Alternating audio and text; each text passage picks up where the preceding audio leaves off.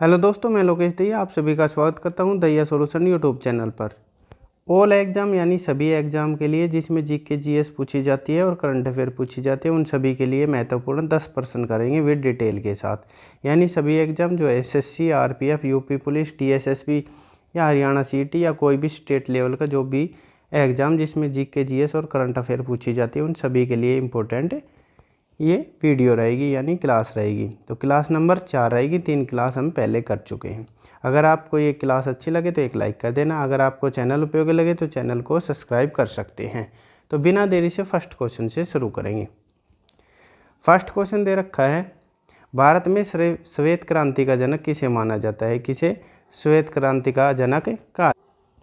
4 option दे रखे हैं, doctor Verghese Kurien, M S. Swaminathan, APJ Abdul Kalam या CNR राव। तो किसे माना जाता है? अगर पूछा जाए श्वेत क्रांति की शुरुआत कब हुई थी और किससे संबंधित है, तो ये डेयरी विकास के लिए है। किससे? डेयरी विकास या कह सकते हैं दूध उत्पादन से। किससे? तो दूध उत्पादन से संबंध है। दूध उत्पादन से इसका संबंध है। अगर इसका दूसरा नाम पूछा जाए तो दूसरा नाम क्या कहा जाता है इसे? अगर पूछा जाए आपसे तो ऑपरेशन फ्लड भी कहा जाता है। कौन सा? तो ऑपरेशन फ्लड भी कहा जाता है इसे। अगर पूछा जाए शुरुआत कब हुई थी, शुरुआत पूछी जाए तो 1970 में हुई थी। तो इसका आंसर क्या रहेगा? किसका संबंध था? तो ऑप्शन ए सही रहेगा, डॉक्टर वर्गीस कुरियन का संबंध श्वेत क्रांति से है। अगर पूछा जाए स्वामीनाथन का संबंध, एम.एस. स्वामीनाथन का संबंध किससे है, तो भारत में हरित क्रांति के जनक हैं। किसके जनक हैं? हरित क्रांति के।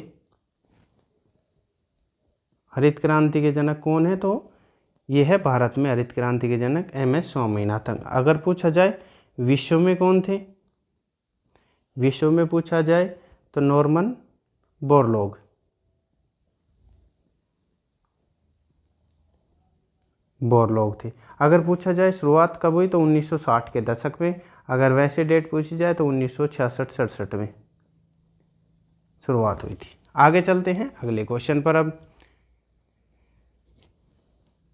अगला क्वेश्चन दे रखा है, यूरेशिया के मध्य अक्षांशीय घास के मैदान क्या कहलाते हैं? यानी जो यूरेशिया यानी यूरोप और एशिया के जो मध्य हैं घास के मैदान, उसे क्या कहा जाता है? डाउन्स, स्टेपी, वेल्स या पंपास। तो पंपास के घास के मैदान कहाँ पाए जाते हैं?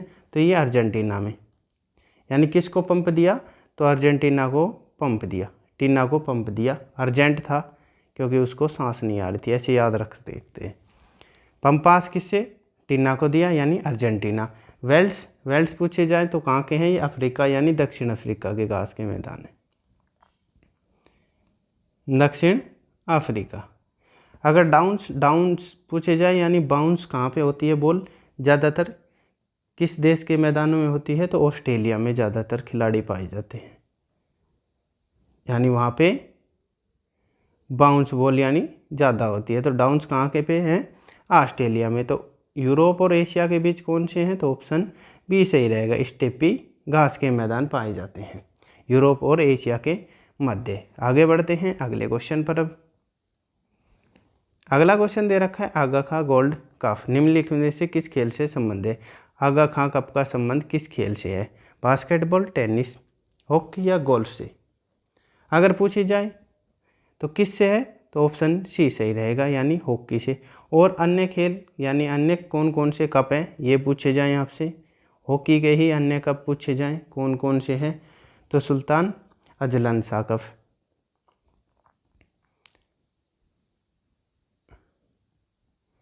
सुल्तान अजलन शाह कप हो गया। किससे संबंध है इसका?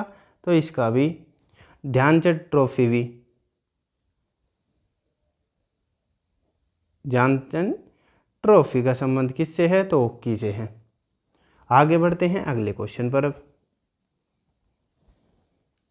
अगला क्वेश्चन दे रखा है, राज्य विधायिका यानी राज्य में विधायिका के उच्च सदन को किस नाम से जाना जाता है? यानी 2 सदन होते हैं, निम्न सदन और उच्च सदन, तो उसे किस रूप में जाना जाता है? यानी विधानसभा कहा जाता है, लोकसभा। संघ का नहीं पूछ रखा, राज्य का पूछ रखा है, लोकसभा, राज्यसभा या विधान परिषद। अगर निम्न सदन पूछा जाए तो विधानसभा होगा निम्न सदन। निम्न सदन पूछा जाए तो उच्च सदन क्या होगा? तो ऑप्शन डी सही रहेगा इसका, विधान परिषद। कितने राज्यों में है? तो ये टोटल 6 राज्यों में है। पहले कितने में थी? तो ये 7 राज्यों में थी। कौन सा हटा दिया? यानी जम्मू कश्मीर अलग कर दिया। तो अब बचे कौन कौन से हैं? तो आंध्र प्रदेश, फिर कर्नाटक, उसके बाद तेलंगाना, उसके बाद महाराष्ट्र, उसके बाद बिहार, और लास्ट कौन सा रह गया? यूपी यानी उत्तर प्रदेश। जम्मू कश्मीर को हटा दिया गया है। पहले कितने थे? तो 7 राज्यों में विधान परिषद थी। अनुच्छेद पूछा जाए, अगर अनुच्छेद में किस में वर्णन है? अनुच्छेद में तो 169 यानी 169 में विधान परिषद का वर्णन है। अगर पूछा जाए अनुच्छेद 79 यानी 79 में किसका वर्णन है? तो संसद का है। उसके बाद अनुच्छेद 80 में किसका है? तो पहले उच्च सदन आएगा, तो यानी राज्यसभा का, और फिर निम्न सदन आएगा। ऐसे ही इसका है संघ का। तो 81 में किसका है? तो लोकसभा का वर्णन है। आशा करता हूँ आपको समझ आया होगा। अगले बढ़ते हैं अगले क्वेश्चन पर। अब चलते हैं। अगला क्वेश्चन दे रखा है, अलरमेल वल्ली और रुक्मणी देवी रुंडेल भारतीय नृत्य में निम्न में से किस शैली से जुड़ी है? यानी किस शास्त्रीय नृत्य से संबंध है अलरमेल वल्ली का और रुक्मणी देवी रुंडेल का? अगर पूछा जाए तो कथकली, कुचिपुड़ी, कथक या भरतनाट्यम। भरतनाट्यम कहाँ का है? तो ये तमिलनाडु का शास्त्रीय नृत्य है। कथक यूपी का है, उत्तर भारत का। कुचिपुड़ी आंध्र प्रदेश। ऐसे याद रख सकते हैं। कथकली कहाँ का है? तो केरल का है। तो इसका कौन सा आंसर रहेगा? तो ऑप्शन डी सही रहेगा। दोनों का संबंध किससे है? तो भरतनाट्यम से दोनों का संबंध है। रुक्मणी देवी रुंडेल को पद्म भूषण कब दिया गया था, यानी कब मिला था? ये भी पूछ सकता है आपसे। तो 1956 में मिला था। अगर पूछा जाए 1967 में कौन सा पदक मिला था? तो संगीत अकादमी पुरस्कार मिला, नाटक अकादमी, संगीत नाटक अकादमी पुरस्कार मिला था। और ये मैंने बता दी कौन कौन से शास्त्रीय नृत्य किस किस राज्य के हैं। आगे बढ़ते हैं अगले क्वेश्चन पर। अब अगला प्रश्न दे रखा है, जतिन गोस्वामी। कौन? जतिन गोस्वामी ने किस नृत्य शैली में अपने योगदान के लिए अनेक पुरस्कार जीते थे? कुचिपुड़ी, ओडिसी, भरतनाट्यम या सत्रिया। कुचिपुड़ी मैंने पहले बता दिया, तो किसका है ये? तो ये आंध्र प्रदेश का है, यानी अंदेलो कच्चीपुरी। ओडिसी उड़ीसा का। भरतनाट्यम मैंने पहले बता दिया, इसमें फिर तमिलनाडु का। सत्रिया कहाँ का है? तो असम का है। यानी शस्त्र कौन कैसे दिखाई देते हैं? सेम सेम, यानी शस्त्र सेम सेम दिखते हैं, यानी समान। तो ऐसे याद रखेंगे। अगर पूछा जाए जतिन गोस्वामी का संबंध किस शास्त्रीय नृत्य से, तो ऑप्शन डी सही रहेगा, सत्रिया से। अगर पूछा जाए इन्हें कौन कौन से पुरस्कार और कब मिले थे, तो 2004 में मिला था एक, उसके बाद 2008 में मिला था। तो 2004 में क्या मिला था? तो संगीत नाटक अकादमी पुरस्कार मिला था। नाटक अकादमी पुरस्कार। और 2004 में क्या मिला था? तो पद्मश्री मिला था। 2008 में पद्मश्री, 2004 में संगीत नाटक अकादमी पुरस्कार मिला था। आगे बढ़ते हैं अगले क्वेश्चन पर। अब अगला प्रश्न दे रखा है, निम्नलिखित में से कौन सा एस आकार का, यानी एस आकार का कौन सा महासागर बना हुआ है? प्रशांत महासागर, अटलांटिक, हिंद महासागर या आर्कटिक। एक पूछा जाता है सबसे बड़ा महासागर, सबसे बड़ा और सबसे छोटा महासागर कौन सा है? अगर पूछा जाए सबसे बड़ा महासागर कौन सा है, तो प्रशांत महासागर है। और सबसे छोटा पूछा जाए तो आर्कटिक महासागर है। अगर पूछा जा रहा है एस आकार का कौन सा है, तो अटलांटिक, यानी अटका हुआ है। ऐसे याद रखेंगे, जो एस आकार का होता है वो अटक जाता है यहाँ से, ऐसे याद रखेंगे। तो कौन सा है एस आकार का? अटलांटिक महासागर है। आंसर ऑप्शन 2 यानी ऑप्शन बी सही रहेगा। आगे बढ़ते हैं अगले क्वेश्चन पर। अब अगला प्रश्न दे रखा है 1976 में 42वें संविधान संशोधन यानी संशोधन अधिनियम ने भारतीय संविधान का कौन सा नया भाग सम्मिलित या जोड़ा गया था। 42वां संविधान संशोधन कब हुआ था, तो 1976 में हुआ था। कौन सा भाग जोड़ा गया था, भाग 3A या भाग 4A या भाग 2A या भाग 1A। तो कौन सा जोड़ा गया था, तो ऑप्शन बी सही रहेगा, भाग 4A जोड़ा गया था। अनुच्छेद पूछा जाए आपसे तो अनुच्छेद 51A जोड़ा गया था या क्या कह सकते हैं। इसमें क्या जोड़ा गया था, तो 10 मूल कर्तव्य जोड़े गए थे। मूल कर्तव्य यानी मौलिक कर्तव्यों को जोड़ा गया था। और 11वां यानी वर्तमान में कितने हैं, तो 11 मौलिक कर्तव्य हैं। मूल कर्तव्यों की संख्या कितनी है वर्तमान में, तो 11 है।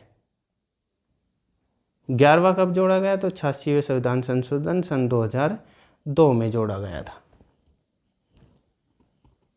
आगे बढ़ते हैं अगले क्वेश्चन पर। अब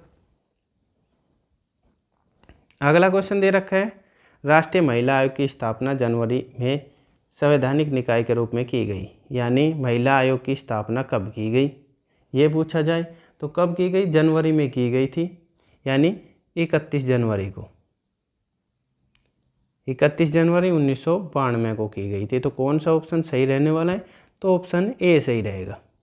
अगर पूछा जाए 2024 में कौन सा स्थापना दिवस मनाया था, ये भी पूछा जाएगा। स्थापना दिवस मनाया था महिला आयोग ने, तो कौन सा मनाया था, तो 32वां। याद रखना इम्पोर्टेंट क्वेश्चन है ये। उसके बाद पूछा जाता है वर्तमान अध्यक्ष और प्रथम अध्यक्ष। प्रथम अध्यक्ष कौन थी और वर्तमान अध्यक्ष कौन है। वर्तमान अध्यक्ष पूछे जाए तो रेखा शर्मा है, रेखा शर्मा वर्तमान अध्यक्ष है। और प्रथम पूछा जाए तो जयंती पटनायक।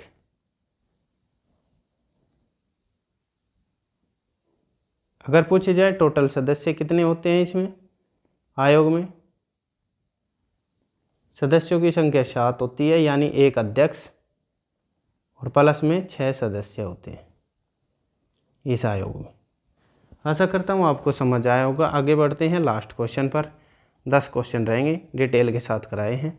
तो लास्ट क्वेश्चन है विश्व प्रसिद्ध नृत्यांगना गुलाबो सपेरा को निम्नलिखित में से किस नृत्य शैली के लिए जाना जाता है, यानी गुलाबो सपेरा को।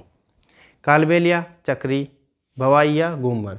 तो घूमर कहाँ का नृत्य है, तो ये राजस्थान का है, राजस्थान का। भवाई कहाँ का है, अगर भवाई पूछा जाए तो भवाई भी राजस्थान का और कालबेलिया भी राजस्थान का ही है।